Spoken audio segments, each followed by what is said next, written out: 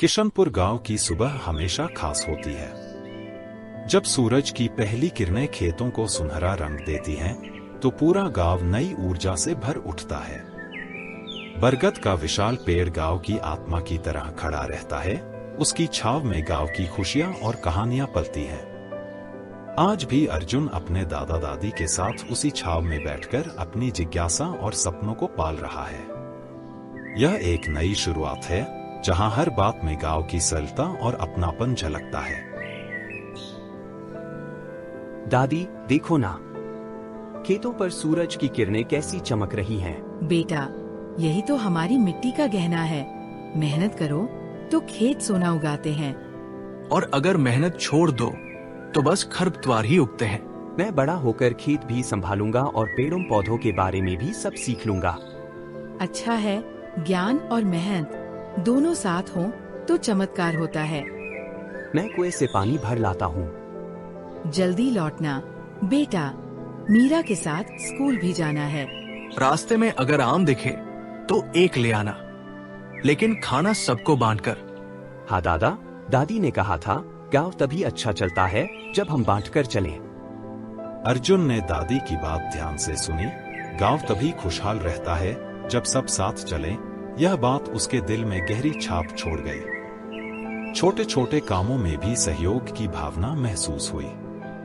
किशनपुर की गलियों में उठती हर आवाज में अब कुछ नया था, एक जुड़ाव, एक विश्वास। छोटे छोटे पगड़ों से गुजरते हुए गांव के बच्चे आपस में हंसी ठिठोली कर रहे थे। उनके चेहरे पर मासूमियत और उमंग साफ झलक रही थी। हर कदम पर गांव की सादगी और अपनत्व महसूस होता था, जहां सब एक दूसरे की खुशियों और जरूरतों में हिस्सा लेते थे। आज भी अर्जुन के हाथ में पानी की बाल्टी थी, लेकिन रास्ते में उसे मिली एक मीठी आम ने दिन को खास बना दिया।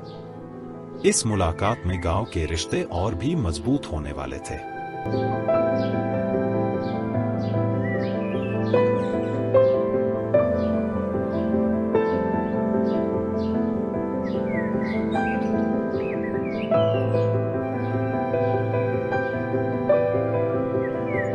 अरे अर्जुन, सुप्रभात।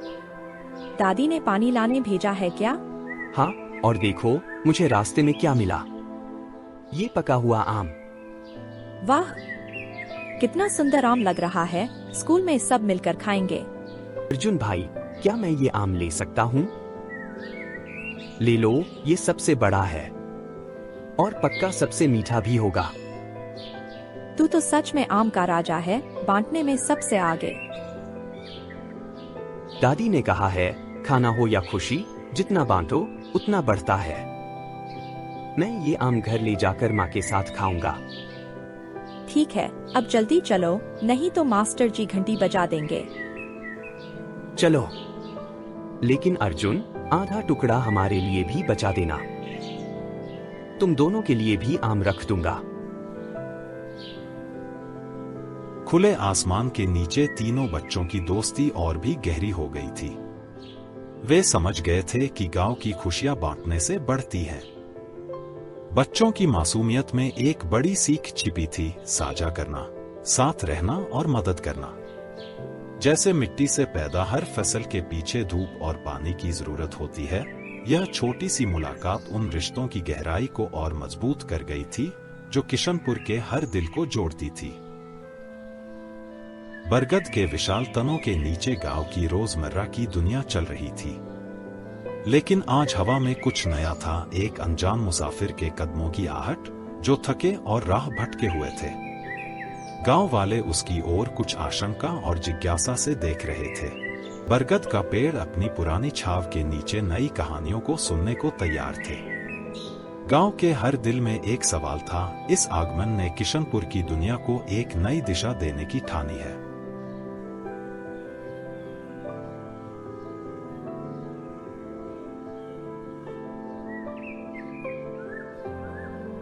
बाबा, प्यास लगी है, पानी चाहिए क्या?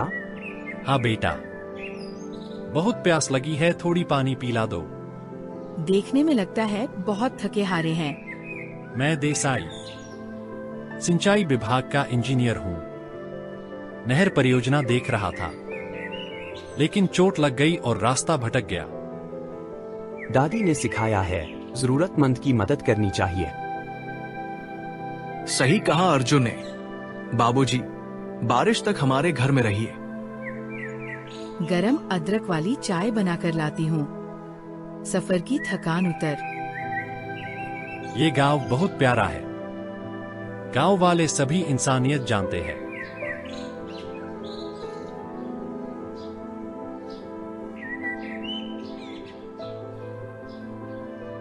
उनके आंखों में गांव के प्रति सम्मान और दयालुता थी।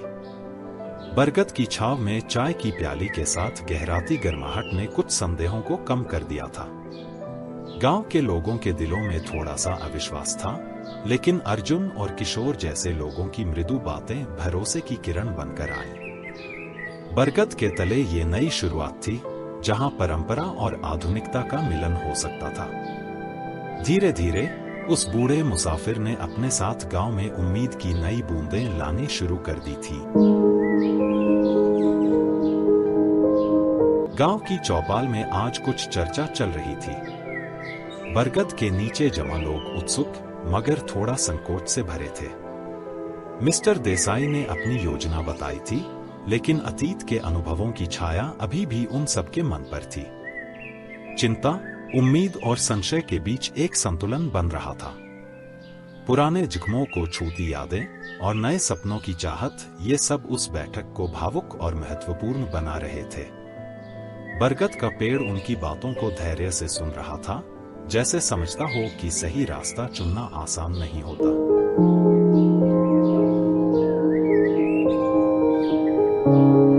अगर हम पहाड़ के सोते से पानी खेतों तक ले आए तो सूखे में भी फसलें बच जाएंगी। हमने पहले भी कोशिश की थी, लेकिन पत्थरों में पानी नहीं रुका। हाँ, और मेहनत का फल मिला था, बस थकान। लेकिन अगर सब मिलकर काम करें तो इस बार सफल होंगे। बदलाव एक दिन में नहीं आता, पर कोशिश करने से आता है। और अगर पानी नहीं आया तो? मैंने नक्शा देखा है। सही दिशा में नहर बनी तो पानी पक्का हमारे खेतों में आएगा। मुझे भरोसा है हम यह काम करेंगे। ठीक है, लेकिन आधा गांव मान भी जाए तो भी मुश्किल है। हाँ बेटा, जब बरगद की शाखा और इसकी जड़ें एक दूसरे को थाम सकती हैं, तो हम क्यों नहीं? आधा क्यों, पूरा गांव साथ देगा। है ना दादी? बहस के बाद गांव में एक हल्का सा बदलाव महसूस हुआ। संदेह के बाद उम्मीद ने दस्तक दी थी।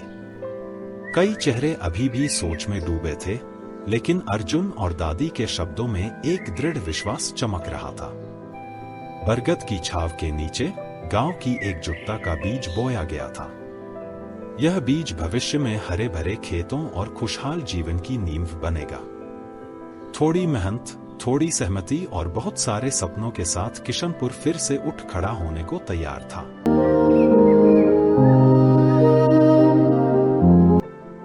गांव वाले सुबह की पहली धूप के साथ जुट गए थे। नहर की सफाई एक चुनौती थी, लेकिन हर हाथ में था जोश और उम्मीद। बच्चे और बूढ़े, महिलाएं और पुरुष, सब ने एक साथ मिलकर काम शुरू किया था।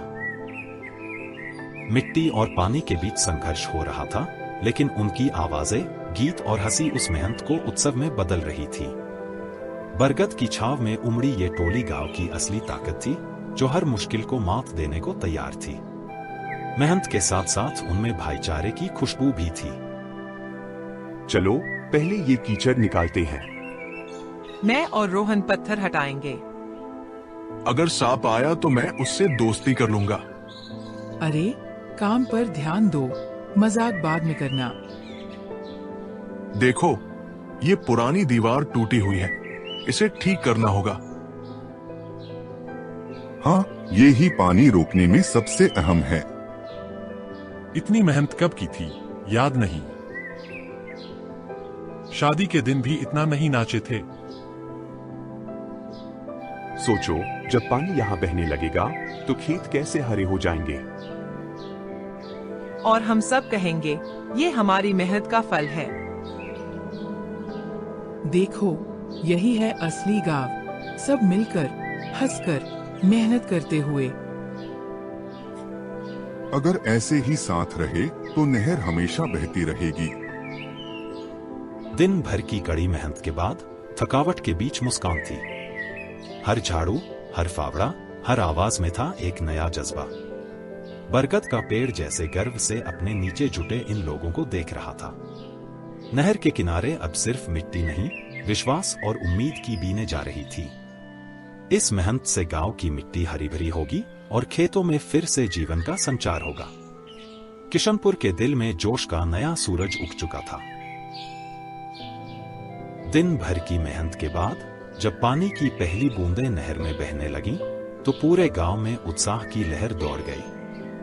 बरगद के नीचे से होते हुए गांव के हर खेत तक पानी पहुंचना एक नई उम्मीद की किरण लेकर आया।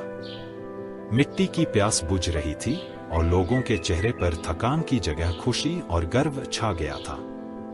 यह पानी मात्र जल नहीं था, यह विश्वास, मेहनत और एकजुटता का प्रतीक था। किशनपुर के गांव में आज जश्न का माहौल था, जहां हर दिल धड़क रहा था जीत की खुशी से। देखो, देखो, पानी बह रहा है। हाँ, हाँ, नहर में पानी है। ये तो भगवान का करम है। मेहनत और विश्वास से बड़ा कोई जादू नहीं। इस गांव की एकता और मेहनत ने सब दिखा दिया। अब फसल हरी भरी होगी और सुखी रहेगी ये धरती।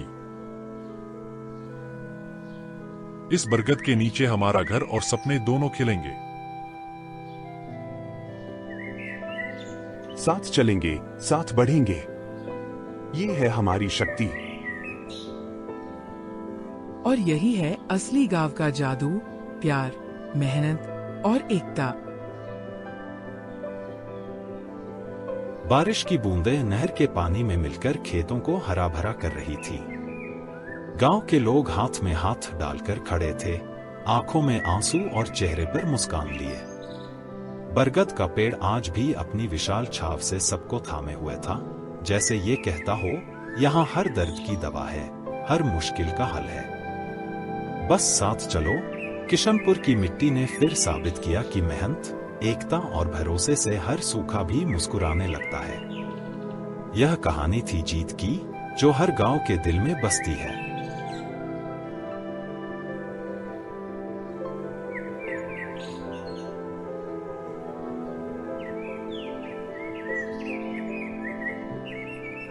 हेलो दोस्तों, मैं आपका सिप्रातू हूँ। वीडियो कैसी लगी एक लाइक, शेयर, सब्सक्राइब कर देना।